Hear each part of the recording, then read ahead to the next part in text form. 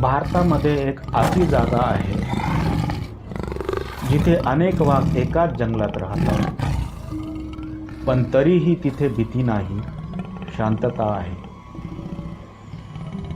का माहीत आहे? कारण जंगल आपल्यापेक्षा शहाणा आहे. ही आहेत विदर्भाची जंगलं, जिथे निसर्ग फक्त दिसत नाही, तो जाणवतो.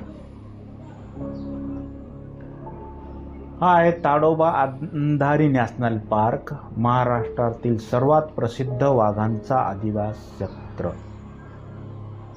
सुमारे 1727 स्क्वेअर किलोमीटर क्षेत्रफळ आणि भारतातील महत्त्वाच्या वाघ संवर्धन क्षेत्रापैकी एक. येथे आढळणारे वाघ म्हणजे बेंगाल टायगर, ज्यांना जगभरात एंडेंजर्ड म्हणजेच धोक्यातील प्रजाती मानलं जातं. म्हणजेच त्यांचं अस्तित्व अजूनही सुरक्षित नाही. इथे कोणतेही घाई नाही, कोणताही गोंधळ नाही, कारण इथे प्रत्येक जीव आपली मर्यादा ओळखतो. सकाळचं धुके आणि तलावाच्या काठावर चालणारा वाघ.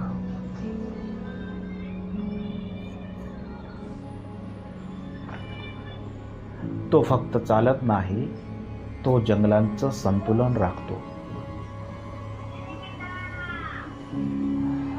आपण मात्र घाईत ते हरवून बसतो. जंगल शिकवतं शांत राहूनही ताकदवान कसं राहायचं. पेंच नॅशनल पार्क, जिथे नदी जंगलाला जीवन देते. सुमारे 741 स्क्वेअर किलोमीटर क्षेत्र आणि समुद्र जैवविविधता. येथे फक्त वाघ नाहीत, तर संपूर्ण इकोसिस्टीम जिवंत आहे. जसं की ढोल. ही प्रजातीसुद्धा एंडेंजर्ड श्रेणीत येते. म्हणजे जंगलातला प्रत्येक जीव महत्त्वाचा आहे. हीच ती जागा जिथून the jungle book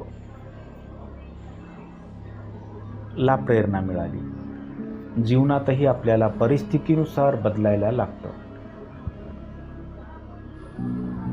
Navegaon Nagzira national park. सुमारे 653 चौरस किलोमीटर क्षेत्र, शांत समुद्र, समृद्ध आणि जैवविविधतेने भरलेलं. येथे वाघांची संख्या कमी असू शकते, पण पक्षी आणि इतर प्रजातींची विविधता खूप मोठी आहे. काही पक्षी नियर थ्रेटन्ड किंवा व्हल्नरेबल श्रेणीत येतात. पक्ष्यांचा आवाज, तलावांचं पाणी आणि एक शांत जग. ही शांतता आपल्याला काहीतरी सांगते. कधीकधी आपल्याला थांबून फक्त जगणं शिकावं लागतं. Bore national park. सुमारे 816 चौरस किलोमीटर क्षेत्र, आकाराने लहान पण महत्त्वाने मोठं. येथे असलेले वाघही एंडेंजर्ड प्रजातीचा भाग आहेत आणि म्हणूनच लहान जंगलंसुद्धा मोठी भूमिका निभावतात. जीवनात साईज नाही तर व्हॅल्यू महत्त्वाची असते. लक्षात ठेवा, तापेनाबो, ताडोबा, पेंच, नवेगाव, बोर. आज जगात जंगलं कमी होत आहेत आणि धोक्यातील प्रजाती वाढत आहेत. प्रश्न फक्त प्राण्यांचा नाही, तो आपल्या भविष्याचा आहे. कधी तुम्ही जंगलात जाऊन स्वतःला ऐकलं आहे का?